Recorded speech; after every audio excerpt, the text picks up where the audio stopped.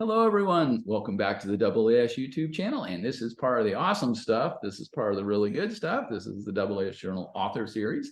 And I am very happy to have Gao-Lei Hou with us today. Hello, Gao-Lei. Hello, Frank. Hello, everyone. Hello. And it is October, at least my October 19th, as we record. Yeah, it's my October 20th. 20th. We're halfway around the world here. And Gao-Lei, where are you located? Now I'm in Xi'an in China. So it's a very classical city in China.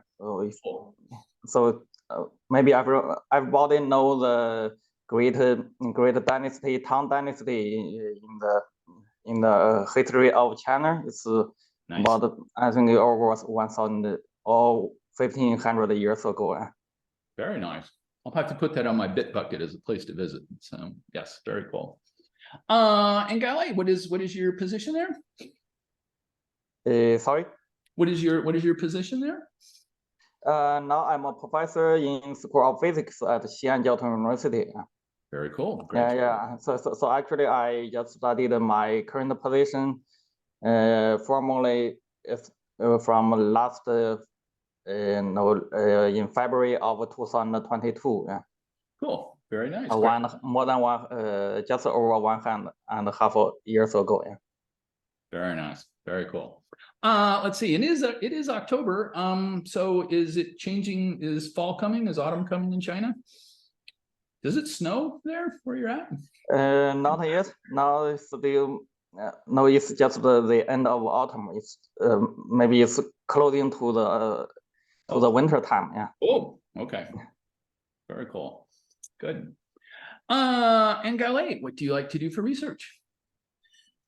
So actually, for myself, my background is physical chemistry and chemical physics. I'm mainly focusing on the spectroscopy of atoms, molecules, and their clusters. So more on the atomic, molecular, and the chemical physics part. Yeah. Very cool. Very cool. Yeah. So I'm very happy to have some contact with astronomy. It's just I have started my interest in some astrophysical problems from from 2019. It's slightly more than 3.5 years ago. Yeah. Very nice. Always good to have different fields come in and intersect with astronomy. And this is yes. Yeah, indeed. Yeah. Cool. And that is going to bring us to this very awesome APJ article. It is open access, people. It's the open access era. You can go grab a copy for free. Go get one. Buckyball-metal complexes as potential carriers of astronomical unidentified infrared emission bands. And Gao-Lei, take us away. Yeah, okay. So hello everyone. For this article, first I would thank my co-authors Olga, Just, Peter, Lin, and Edward. So this article actually we involve several different collaborators from several different fields. For me, Peter, and Edward. So we are our laboratory physical chemist, and Olga and Just, they are located in the physics laboratory in the Netherlands. So they have a very large facility for electron lasers. And Lin Dison, she's more astronomer, and she. So for this work, actually we started this work about 4 years ago. We initially for this work, my initial idea for this work is just want to understand the bonding property and the binding position of metals on buckyballs. Yes. It's the original idea is starting from actually from November of 2018, when I just arrived in Leuven for my for my postdoc position. And we wrote a proposal and got the very precious free electron laser beam time at the Felix Laboratory in 2019 in the February, and we did the experiment in that time. And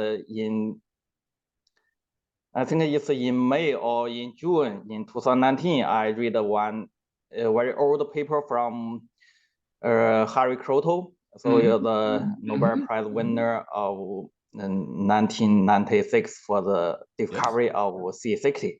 Yes. And in that classical paper, he mentioned in one sentence that the C60 and the derivatives can be the potential carriers of unidentified astronomical features. So that can be the features in the infrared range, can be in the UV and the visible range. And as we know, in the infrared range, people call them unidentified infrared emission bands, and in the UV visible range, people call that diffuse interstellar bands. All these for the deeps, people have studied for about 1 century. It's starting from 1920s, and for the unidentified infrared emission bands starting from 1970 to 1980s. It's also more than 40 years ago old. But all these classical astronomical questions, their carriers are still mysteries for the astronomers and astrophysics, astrochemists. Yes. As far as I understand from the field, until now, only 4 to 5 transition lengths in the UV visible range was identified to be due to the C60 plus. Yeah. Where in the infrared range, so people believed that pH, polycyclic aromatic hydrocarbons, can be the potential carriers. Yes. But until 2018, I think only a few pHs have been identified in the space using their rotational transitions. Okay.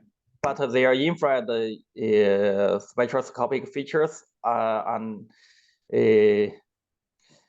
people have using the theoretical calculation to predict their infrared features, but never found a match between the infrared features of these pH molecules and the astronomical measurement.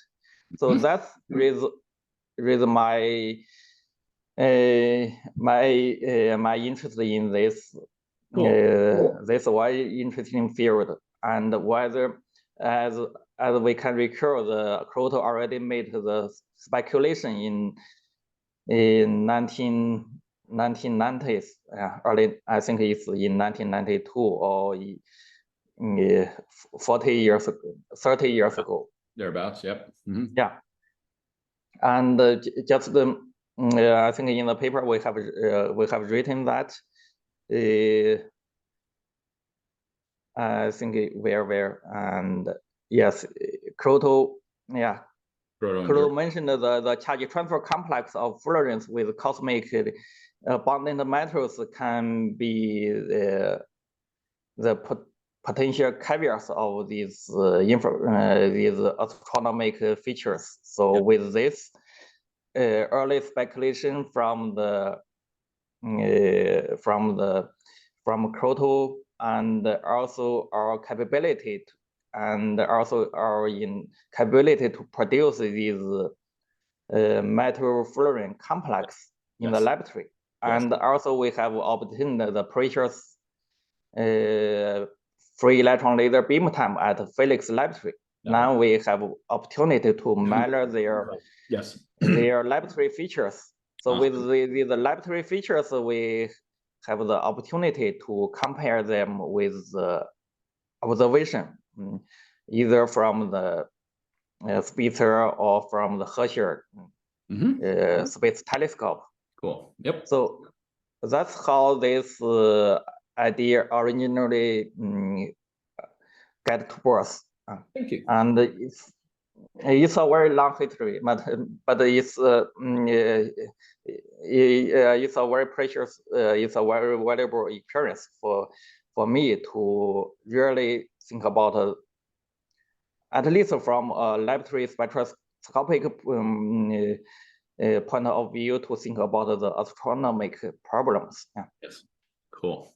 Very nice. So for this, we produce the we in the lab we produce the fluorine metal complex. We're using the we call the infrared multiple photon dissociation equipments to measure their infrared spectroscopy. So maybe we can look at figure 1. Sure, absolutely. Yeah. Got methods. That's more clear. Yeah. Let's go into figure 1. Awesome. Very good. Yeah. So for this figure 1, we're just using the complex between C60 and iron. Iron is a very abundant metal in space as an example. Yeah. So from this figure 1A, we can see we can produce a C60 iron complex, and we also can produce their argon tagged complex. And there are probably also some trace amount of contamination due to water in the vacuum chamber. So that's always the case for that's always the case for people doing the gas phase experiments, because water is very difficult to get rid of in the vacuum chamber. Yeah.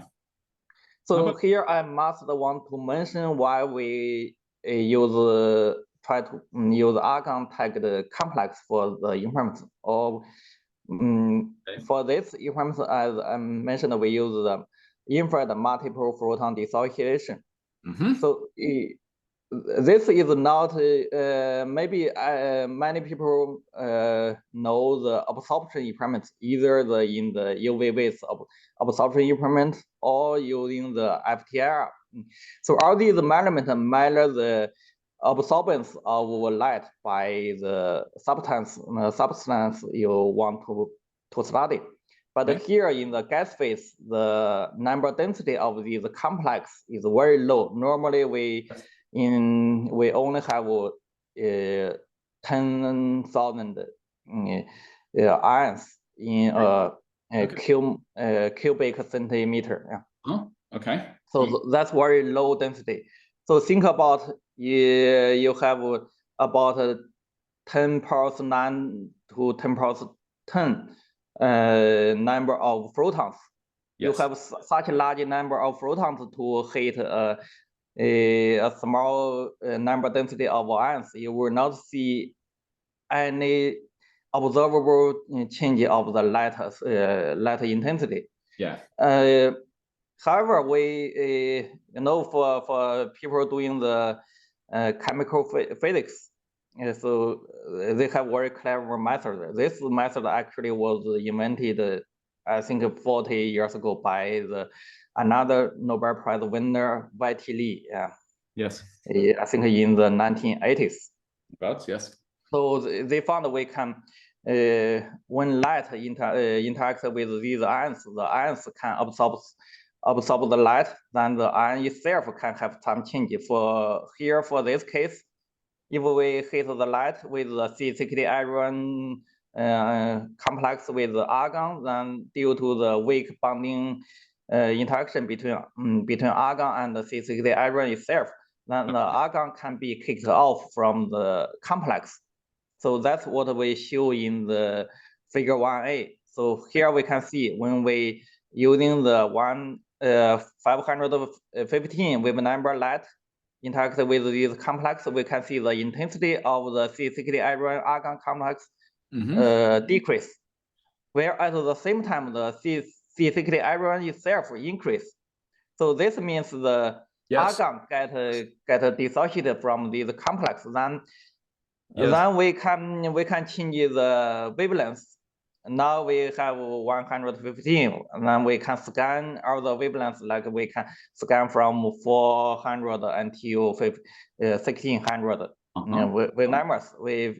Then we can obtain thousands or hundreds of thousands and to thousands of these mass spectrum, similar as figure 1a, but they may show the different decreasing amount of C60 iron argon complex and the different increasing amount of C60 iron complex. Then we can reduce the mass spectrum into infrared spectrum of these complex. That's what we show in figure 1b. Yes. So this how we do the experiments. So for figure 1b, we can see we have very nice sharp features for these C60 iron argon complex. But as I mentioned, argon here is just serving one tag, or we can call it a messenger. So, but the interaction between argon and the C60 iron is very weak. Then we can neglect the interaction, the influence of argon on C60 iron complex. Okay. So that's for this point, we also identified by comparing with our theoretical calculation. That's figure 1c. Okay. So we calculate the C60 iron complex itself, and also we can calculate the C60 iron with argon complex. We found that yes, with either with or without argon, the infrared spectrum of the C60 iron and the C60 iron complex have almost no difference. Correct. So this gave us confidence that in reality we measure the infrared spectrum of C60 iron argon complex, but it's in fact it can reflect the infrared properties of C60 argon C60 iron complex itself. Yeah. Yeah. So that gave us the foundation to use this laboratory infrared spectrum to compare with the astronomical spectrum. Okay. Note here, we just show with C60 iron as an example. We also can measure some other C60 metal complex. Sure. Like in this paper, we also reported the C60 vanadium complex. And we also can measure some other like the Carnegie metal, like gold, copper, silver, and also even the lithium, sodium, magnesium, and titanium, and calcium. All these C60 metal complex, but for different metals, the experimental effort to measure the infrared laboratory spectrum may be different, because it's for different metals fluorine complex, their productivity may be different. Right. Because the different property of the metal, and also the different bonding strengths between metal and the fluorine. Yes, I'm with you. Very cool. Yeah. So for this and for here we can confirm that we measure the infrared spectrum of C60 iron complex, and also we found that the theory we use density functional theory calculations can relatively predict the infrared spectrum of the C60 iron complex relatively. Then we have computed many other C60 metal complex. I think it's in the appendix we have one such figure to show the similarity between different C60 metal complex. I think it's in appendix, but I forgot exactly which figure. Maybe figure Frank, maybe you can go to the Yeah, we'll see. okay. If we can, Figure A3, figure A3 in the appendix. Okay, A3. So this is a really whopping appendix. Here, yeah. Yeah. So we can see that we calculate the C6 metal complex with the metal as lithium, sodium, potassium, Beautiful. calcium, magnesium, aluminum, iron, Yeah. and Beautiful. they all have very at least from the 400 to 1600 wave number, or for astronomical field people more like the microns is in the from the 5 micron to 25 microns. Yeah, I think in the top is in micron. Yes. That's scale, yeah. Uh-huh. We can see all these metal C60 metal complex have very similar infrared properties. Even their relative intensity are different, but this relative the slightly different intensity give us another possibility to explain the astronomical open questions about the intensity from the astronomical element. I will mention it later. Now maybe we go to the table 1. Table 1 is a very large table. We have very detailed positions for these C60 metal complex. We divided it into several different regions from 17 to 24 micron.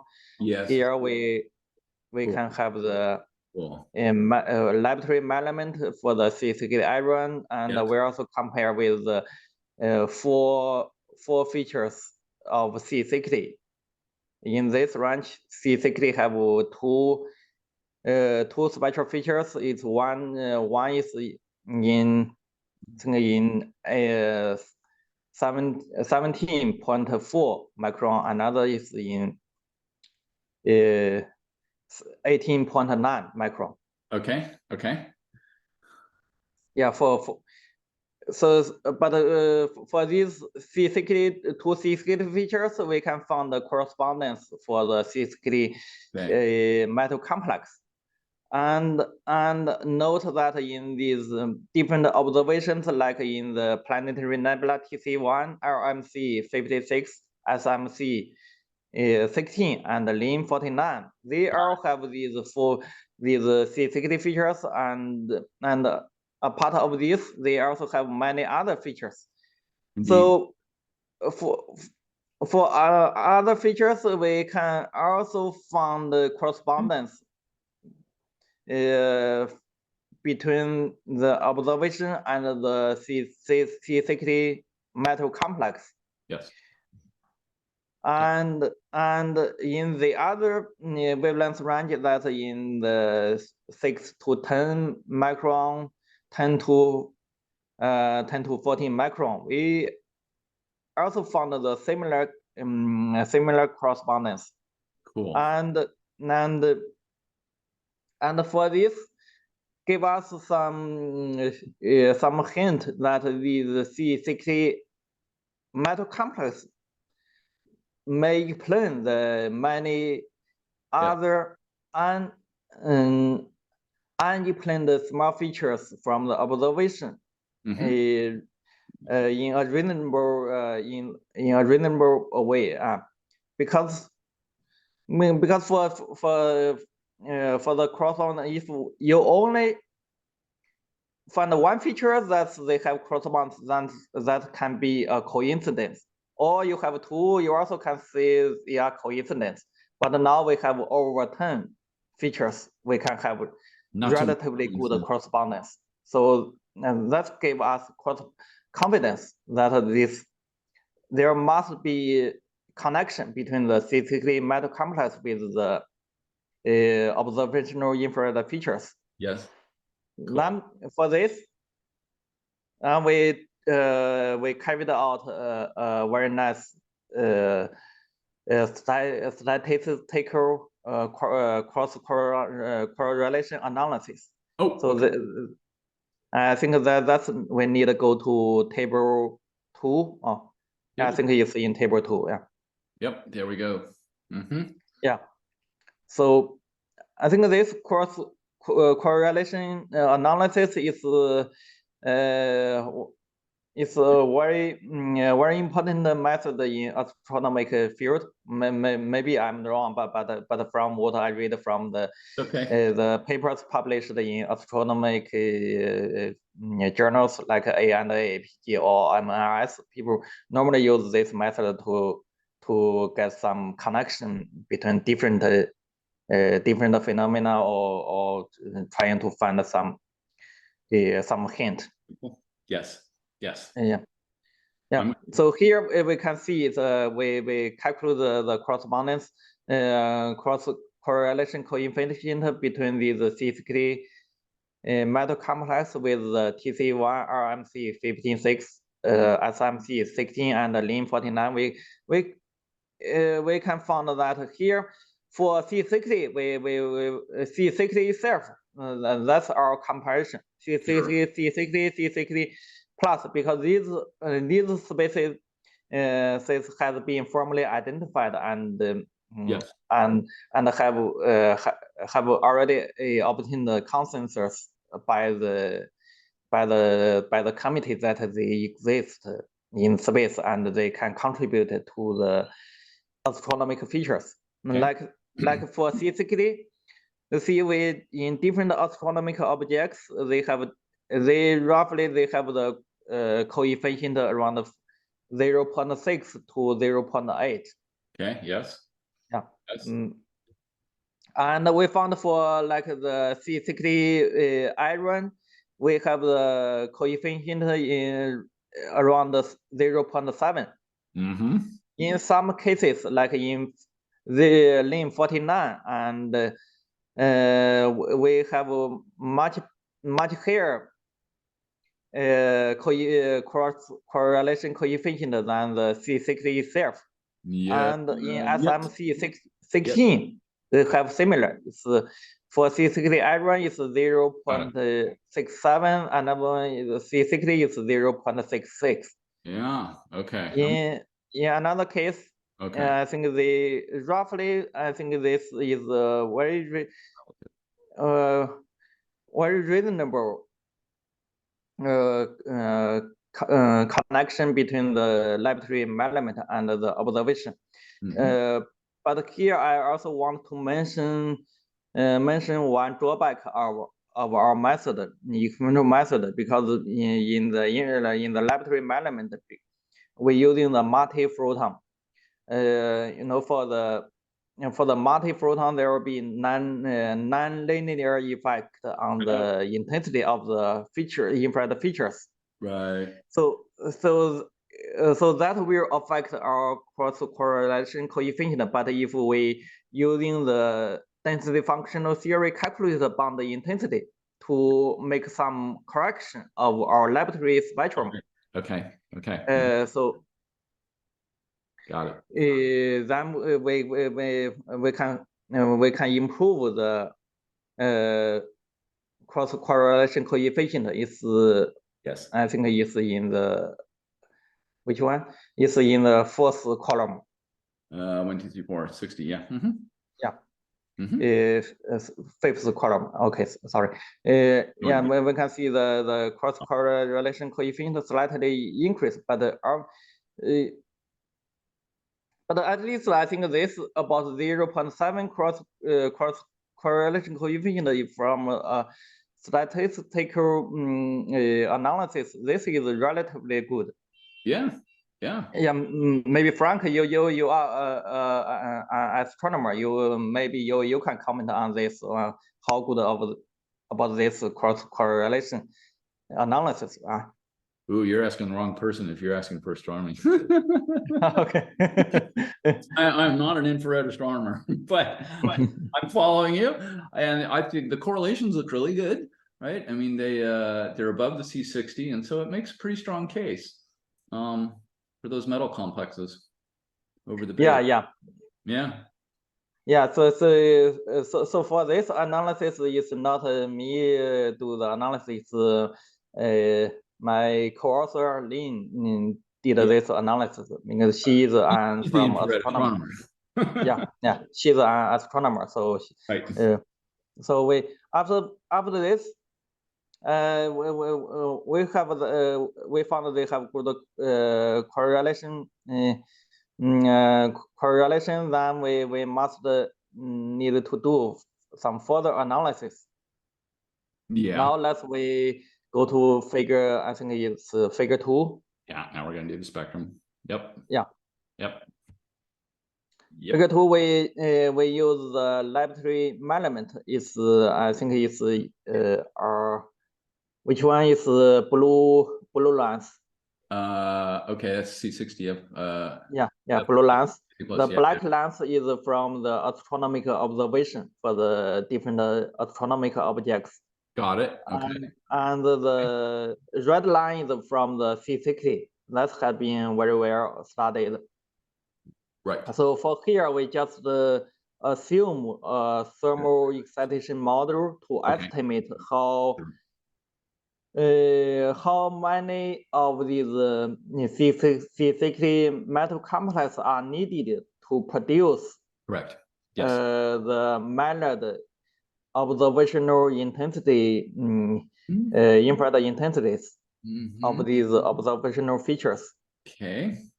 And for this, we follow the very famous the method employed by Yang Kame in the very famous paper in 2010. They published the paper in Science to report the discovery of C60 in TC1. So we just follow that method to do this analysis, and we found that we estimated the temperature of the complex, and we also estimate how many abundance, how many complex we needed to produce. And in several cases, I think you see the amount of C60 iron complex required roughly on the same order of as the C60 itself. It's yes. 10 parts, roughly it's 10 parts minus 8 the solar mass. Yeah. Yes. And for this, and we think maybe it's still not enough to claim our proposal. Then we also did the formation rate estimate, and we're using the I molecule reactions following in the atomic and molecular physics, or in physical chemical physics. People study the using the collision theory to understand how the complex can form. Suppose you have two particles, then when they collide with each other, when the bonding energy of these two partners are high enough, they will form the complex. And we're using this theory and estimate the formation rate. And we have a very long section in the appendix. I think I will not go to there. It's too long. Okay. Yeah,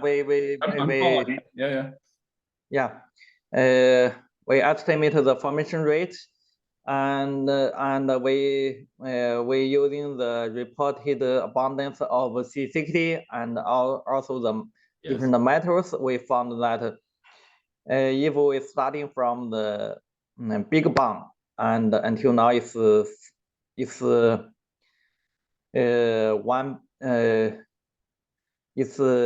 than 1 billion years, right? It's 138 million years, or it's the age of the universe, right? We found that if we use that formation rate, we can roughly form these complex on the same order, and all these give us I think give us confidence that these complex very well possible to exist in space, but but of course the further form confirmation of these C60 metal complex in space need further evidence.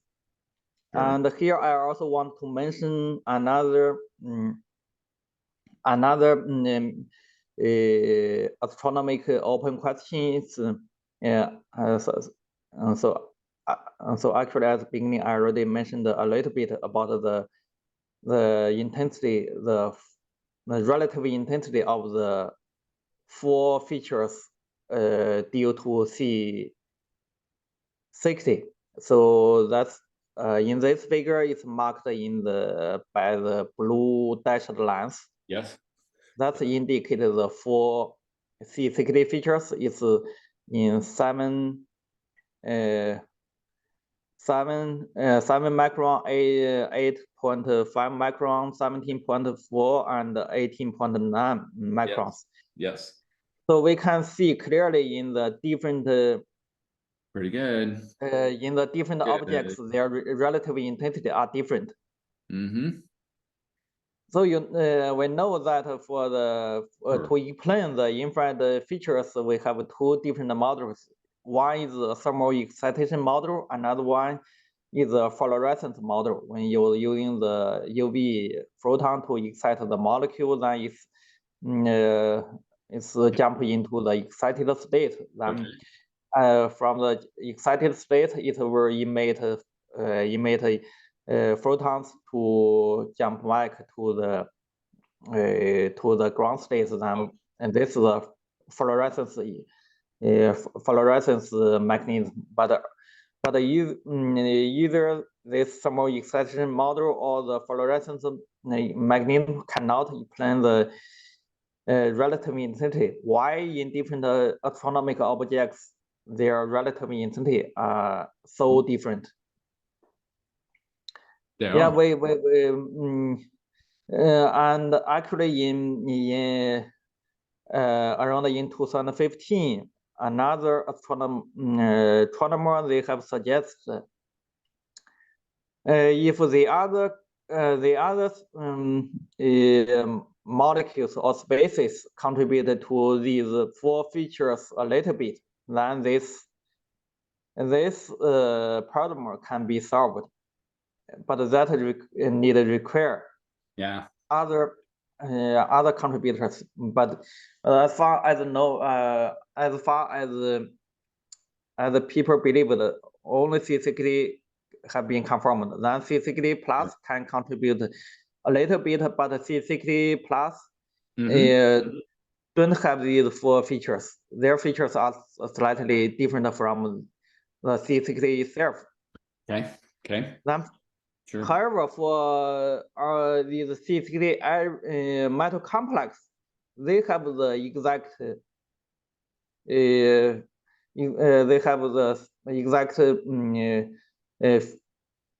positions for these 4 features with the C60. We can see the blue line. Yeah, the blue one. And in blue dashed line and blue curves. All these blue dashed lines, they have clear features in the laboratory measurement. Yes, and also and in the also we have shown with the density functional theory calculations for these if we replace iron with other metals, these 4 features of for the different C60 metal complex, they can have a very different intensity. Sure. So this makes it possible if this C60 metal complex contribute to the astronomical observation, then they may solve this problem. Correct. One question. Because one question on this plot. You have silicon carbide on here. Yes, that's just from the. I think that's from the dust green. It's continuous emission. So we can see we in this region we marked with silicon carbide. Mm-hmm. That's very broad plateau, right? Yes. Yes. It's continuous absorption, continuous emission. That's no clear features. Okay. But in other regions, you see in the 5 to 10 micron and 15 to 20 micron, there are very sharp features from the observation. Yeah. And I just maybe 1 or 2 months ago, I read from the new observation from the GWST. Okay. And they can have much higher resolution for in the infrared range. Yeah. And I think with the GWST measurement, for they can have much better astronomical spectrum. Then from here we also can see clearly that our laboratory measurement have better resolution than the astronomical measurement. But of course, astronomical measurement is not due to a pure species. They can have many different species overlap together. So that's Right. also can give very broad features. Yep. But at least with this observation, previous observation, and the possibility from the GWST, we may obtain more clear evidence and information. Cool. Right. And also I want to mention another point. As in the beginning, I mentioned that the this is there is another century mystery about the diffuse interstellar bonds, DIBs. Yes. Until 2022, there about astronomers have identified about 600 transitions in the DIBs ranges. Okay. But currently only 4 to 5 have been identified to 6 degrees plus. Still have 99 more than 99% DIBs have been identified. Okay. So for these C6 metal complex, we found that, but currently we don't have the capability to measure their absorption feature in the UV visible range. But we can using the theory to predict their UV visible absorption features. I think in the appendix we have one such comparison is in the, I think in the last few figures in the appendix. Let me check. It's in figure 13. 13. Let's go to 13. Yeah. This paper has quite the appendix, people. A13, here we go. Yes. So here we use the theory. We can see that the black line is from the C6 plus. It's very few features. But once you put one metal, here we use vanadium as an example. They emit have a lot of features in this. Indeed. In this UV to visible range. Okay. And if we change it to the metal to another metal like iron or magnesium, we believe that they also give very rich UV visible features. Transfers, yeah.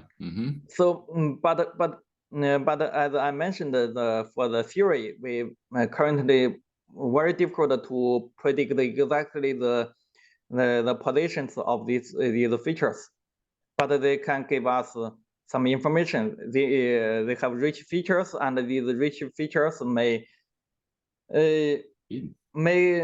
contribute to the dips. But of course, this will need a future laboratory measurement in the UV visible range. And actually, that's my current effort in Xi'an. And starting from actually even studied before I formally come back to China. I already started to think about how to measure these UV visible spectrum for these fluorine metal complex. And now I'm building, I'm designing and building one such machine to do the UV visible laboratory measurement for these very complicated and very large complex. And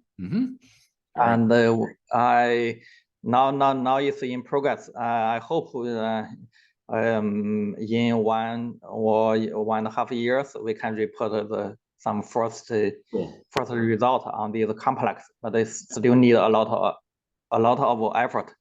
Okay, sure, absolutely, very cool. Yeah. Okay, now maybe we can go back to the last discussion part or conclusion part. Sure, I'll get there. There we go. Yeah, very long paper. The appendix is really long. Yeah. Yeah. So here we also mentioned at the end of our paper that in the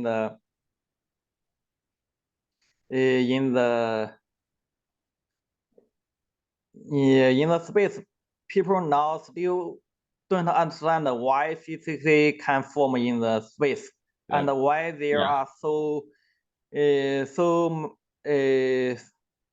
many C6 molecules. Okay. From the estimation, there about 1% of carbon has been locked in C6. Okay. So that's a huge amount. That's why they can form? People have studied this many years, but still a mystery. And we know from the study back to 30 years ago from the chemists, people study the formation of the nanostructures, like nanotube, fluorine, and they found the metal can act as a catalyst to catalyze the formation of these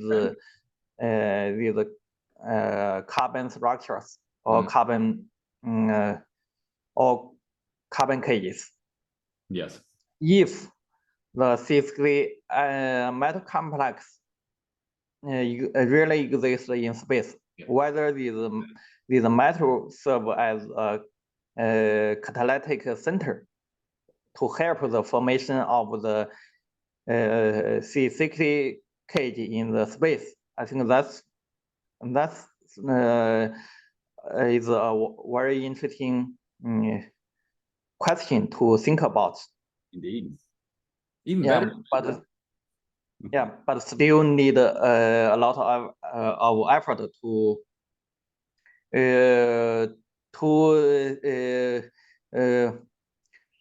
answer this question. So this is just our speculation, and we don't have formal evidence. All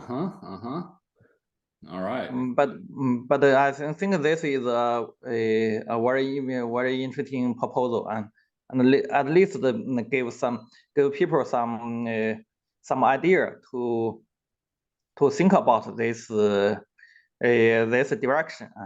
Indeed. Very cool. And I also want to mention, after this paper was published, and now we are collaborating with astronomers from Spain. Oh, okay. And now we have predicted the rotational spectrum of these complex, and we also have some some laboratory data in the far infrared range is up to 50 microns for these complex. Yeah. And we want to compare with the laboratory, combine with the laboratory data, astronomical data, and also theoretical simulation. Beautiful. To further understand that whether these complex really exist in space or not. I think maybe this first result can come out maybe next year or in 2 years, but I don't think it will be long because we already make quite some progress. I just have some meeting last I think last week with the Spain astronomers. Cool. Very good. It's a very, I think it's awesome. I think this this is a very interesting question, and I really think that our paper, even though our paper from the starting of this project until it's published it's spent us more than 3 years, but it's very well deserved. Okay. Yeah, I think we really gave some new thinking about this this astronomical open question, especially about the unidentified infrared emission bands, and also maybe may open some new opportunity for people studying the diffuse interstellar bands. Oh, yeah. Okay. Yep. Very, very cool. Yeah. So for this, I would really appreciate all the collaboration and also the contribution from my co-authors. Very cool. Very cool. Gao-Lei, thank you so much for sharing your very lovely article with us today. That was really great. Thank you, Frank. Yes. You already covered a little bit of the future there, so we know what the next steps are. So UV, larger wavelength coverage, and in a couple of years we will, or less, we will have even more information on this topic. Yeah. I hope we can really make this this question. We can really give more information or some kind of evidence for the existence of these complex in space, because this will be very important for understanding the carbon evolution in space. Yeah. Now, these very large molecules, and especially for the complex. Yeah, very cool. Well, I really look forward to seeing this topic evolve over the next couple of years. It'll be very, very nice. Very cool. And I hope this made your astronomy day just a little bit better, everyone. And we will see you on the next one. Bye-bye. Okay, thank you, Frank. Thank you, Gao-Lei. Thank you. Bye-bye. Bye-bye.